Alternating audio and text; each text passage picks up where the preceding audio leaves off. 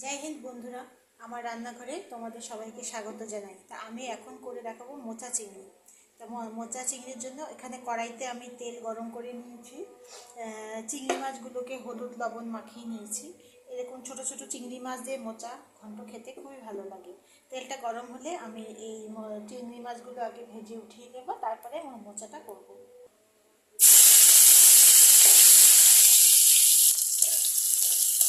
মাছগুলোকে একটু হালকা ফ্রাই করে নেব, একটু হালকা লালচে হবে, তখন এই মাছগুলোকে উঠিয়ে নেব। বেশি ফ্রাই করলে ভালো লাগবে না, একদম হালকা ফ্রাই করে মাছগুলোকে উঠিয়ে নেব। মাছ ভাজা করে উঠিয়ে নিয়েছি। এখন এই গরম তেলের মধ্যে গোটা জিরা, তেজপাতা, শুকনো লঙ্কা ফোড়ন দিয়ে দেবো। গ্যাসের আঁচটাকে কিন্তু কমিয়েই রাখবো। ওই তেলের মধ্যেই আমি গোটা জিরা, তেজপাতা, শুকনো লঙ্কা ফোড়ন দিয়ে দিয়েছি। এখন এই ছোট ছোট করে কেটেছি আলুগুলো, একদম ছোট ছোট করে এই আলুগুলোকে দিয়ে দেবো।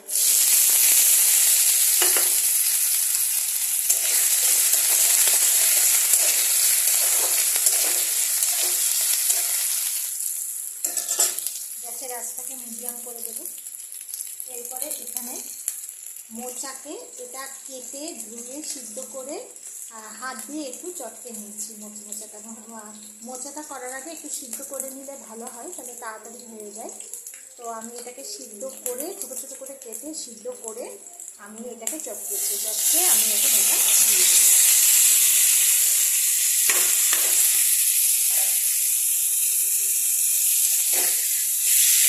একসাথে এইটাকে অনেকক্ষণ ধরে এটাকে এরকমভাবে চটকিয়ে নেব।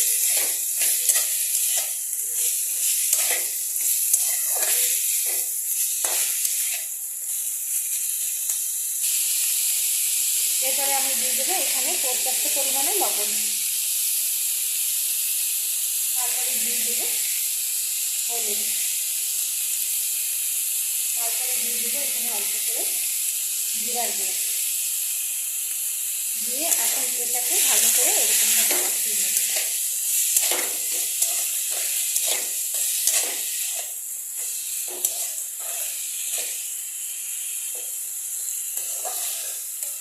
এখন এটাকে একটু ঢাকা দিয়ে রেখে দেবো।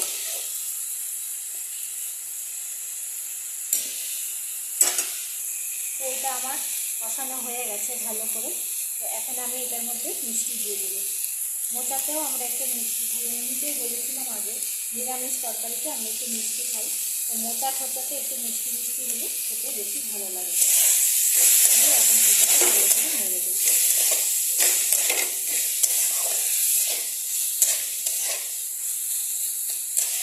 নেড়ে এই ভাজা করে রাখা চিংড়ি মাছটা দিয়ে দেবো। অনেকে পরে দেয়, আমি এই সময়টা দিয়ে একটু দিই, তাহলে চিংড়ি মাছের সেন্টটা পুরো যেন বেরিয়ে যায়।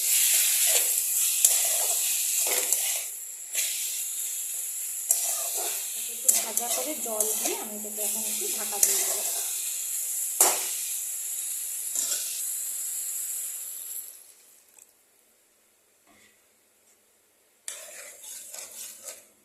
জাস্ট মাখা মাখা একটুখানি হবে, ওরকম জল দিয়ে আমি এখন এটাকে ঢাকা দিয়ে দেবো।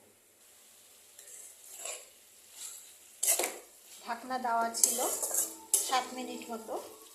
তো এখন ঢাকনা উঠিয়ে দেখি একটু জল জল আছে, এই জলটাকে শুকাবো। আর দেখি এখানে এই আলু সিদ্ধ হয়েছে নাকি। আলুগুলো সিদ্ধ হয়ে গেছে, হালকা সিদ্ধ হয়েছে, আরেকটু সিদ্ধ হবে। তো এটাকে আরেকটু শুকিয়ে নিলে, এখানে একটু জল জল আছে, জলটা আরেকটু শুকিয়ে নিলে আলুগুলো সিদ্ধ হয়ে যাবে।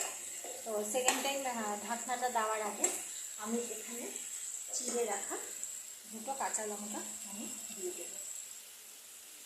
দিয়ে এখন এটাকে ঢাকা দিয়ে দিই।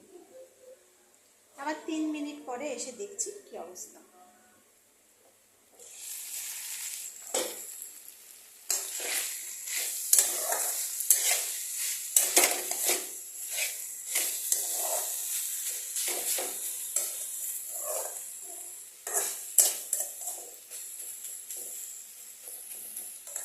তো আমার এই মোচা চিংড়িটা পুরোটা হয়ে গেছে। এখানে গরম মশলা দেবো না, যেহেতু চিংড়ি মাছ দিয়েছি সেই জন্য গরম মশলা দেবো না। চিংড়ি মাছ ছাড়া করলে গরম মশলা দিতাম, কিন্তু ওই চিংড়ি মাছ যখন দিয়েছি সেজন্য গরম মশলাটা দিলে চিংড়ি মাছের সেন্টটা বেরিয়ে যাবে।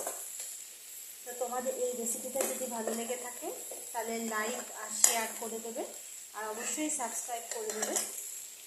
আমার এই ভিডিওটা কেমন লাগলো অবশ্যই জানাবে, কমেন্টে জানাবে। ভালো থেকো, সাবধান থেকো। আজকের জন্য টাটা।